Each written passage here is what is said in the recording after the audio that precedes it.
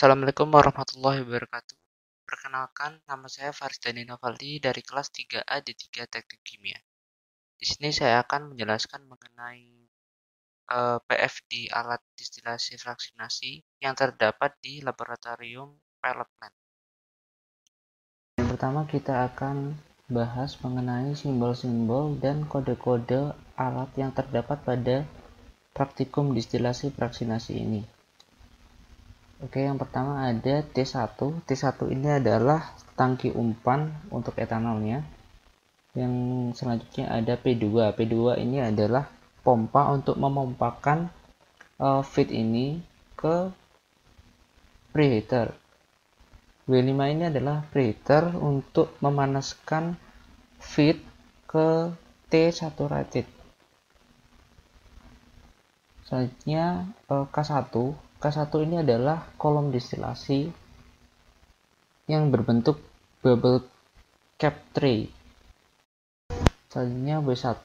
W1 ini adalah kondensor untuk mengkondensasi distilat dari kolom distilasi ini tadi. Nah, selanjutnya ada T2. T2 ini adalah tangki untuk menampung hasil distilasi atau tangki untuk menampung distilat. Selanjutnya ada T3. T3 ini adalah sump-tank atau tangki reboiler. Lalu W2. W2 ini adalah reboilernya. Kemudian P3. P3 ini adalah pompa sirkulasi reboiler. Selanjutnya W3. Nah, W3 ini adalah bottom water cooler untuk mendinginkan bottom produknya.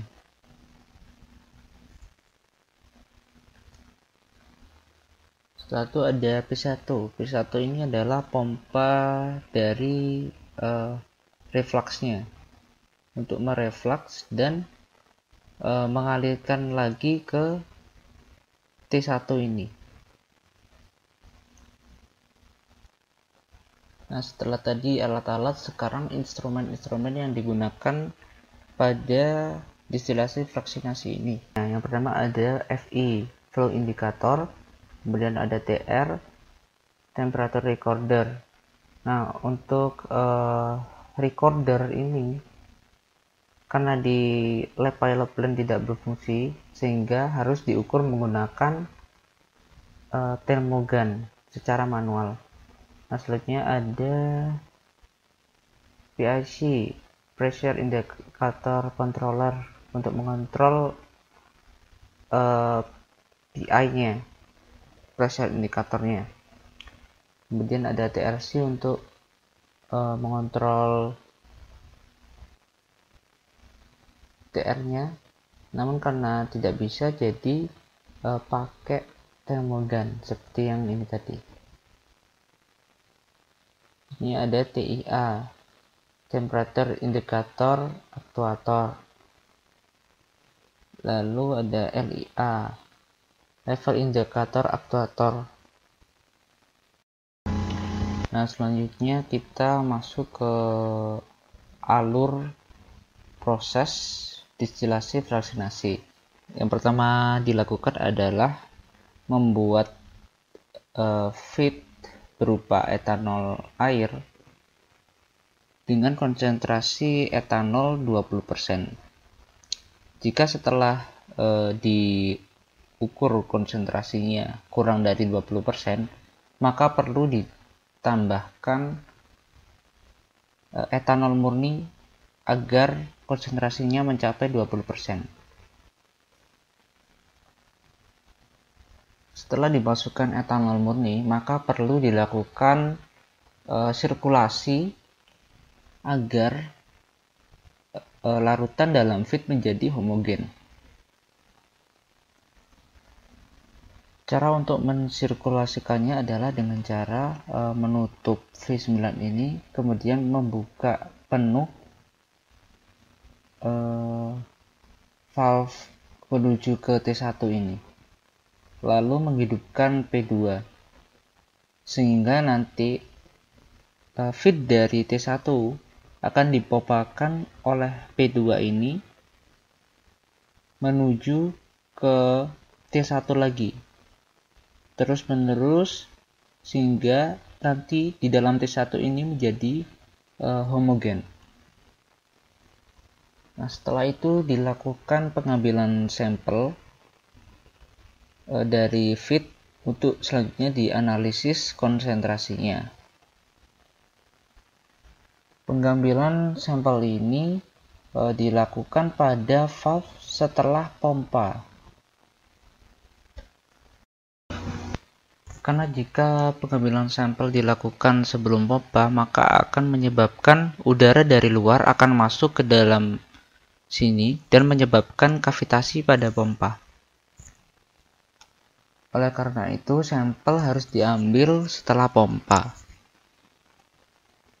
Setelah analisis sampelnya didapatkan konsentrasi etanol sebanyak 20%, nah setelah itu V9 ini dibuka, lalu feed akan mengalir ke atas. Nah, di sini terdapat dua valve, di mana valve yang atas ini menuju ke tray nomor 8, sedangkan valve yang mendatar ini menuju ke tray nomor 4. Dalam praktikum ini, feed akan dimasukkan ke tray keempat, sehingga untuk valve yang di atas ini ditutup dan valve yang mendatar ini dibuka, sehingga nantinya feed bisa mengalir ke tray keempat ini. Setelah fluida mengalir menuju ke tray 4, selanjutnya fluida akan turun melalui tray-tray yang di bawahnya ini menuju ke T3 atau sump tank. Agar sump tank ini terisi fluida sampai batas tertentu, maka perlu dilakukan beberapa pengkondisian, yaitu yang pertama V10 ditutup, V11 dibuka, V12 dibuka, dan V5 dibuka. Tujuannya adalah agar campuran etanol air pada feed dapat mengisi T3 atau sump tank ini. Setelah sump tank terisi oleh campuran etanol air sampai kondisi ketinggian minimum tertentu, selanjutnya adalah menghidupkan P3 atau pompa 3 untuk mengalirkan dan mensirkulasikan fluida dari P3 menuju ke reboiler. Laju alir dari T3 atau bottom produknya ini diatur dari V10. Laju alir dari bottom produk ini diatur 20 sampai 30 liter per jam melalui V10 ini. Lalu diatur juga laju alir feed dari V9 ini 60 sampai 70 liter per jam.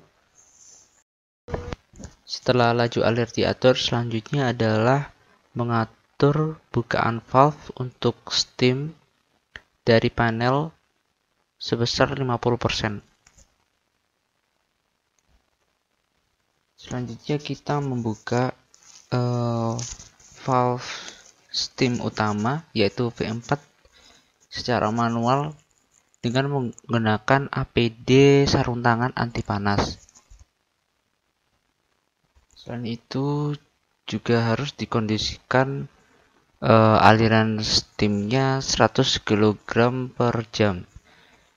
Nah, aliran ini dapat dilihat di FI24 ini. Dan untuk mengatur aliran steamnya bisa diatur dari panel. dengan menambah atau mengurangi persen bukaan valve-nya. Selanjutnya kita mengatur bukaan valve steam yang menuju ke preheater ini. Membukanya tidak boleh terlalu besar.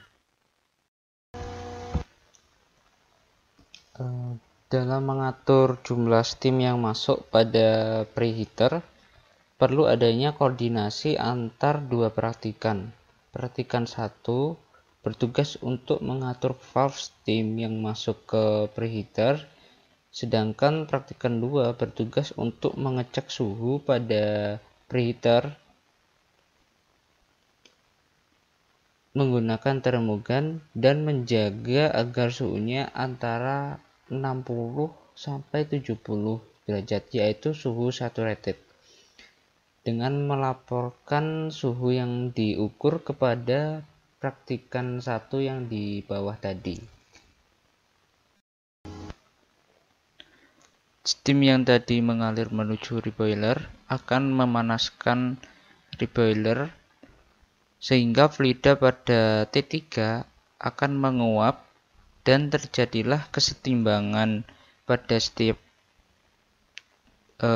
tray sampai ke puncak menara distilasi. Selanjutnya, distilat yang berupa vapor masuk ke dalam kondensor, lalu didinginkan dan ditampung pada T2 dalam bentuk liquid. Pada kondisi ini, valve yang ini dan ini dalam kondisi tertutup. Selanjutnya, setelah volume distilat mencapai 60% dari ketinggian T2 ini, selanjutnya bisa dilakukan reflux. Yang pertama dilakukan adalah membuka valve yang menuju ke pompa ini. Selanjutnya, mengatur laju alir reflux pada V6 dan laju alir distilat pada V7. Laju alir ini tergantung pada rasio reflux yang diinginkan.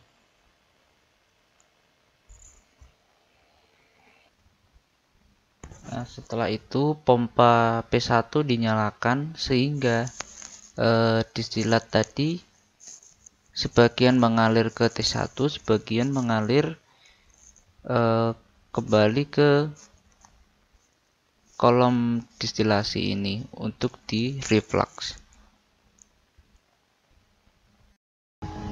Nah, selanjutnya kita lakukan pengambilan sampel untuk mencari neraca massa dan neraca energinya.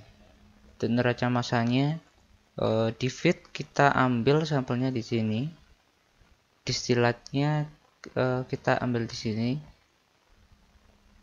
Lalu untuk sampel bottom produknya kita ambilnya di sini, karena kalau diambil di sini nanti terlalu panas.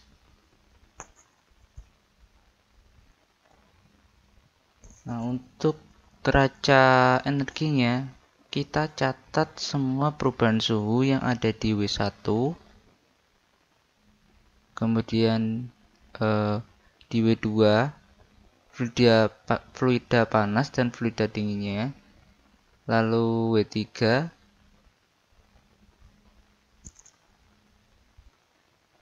dan juga perubahan suhu di W5.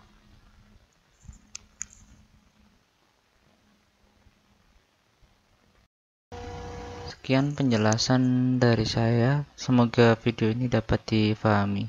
Terima kasih sudah menonton. Saya akhiri, wassalamualaikum warahmatullahi wabarakatuh.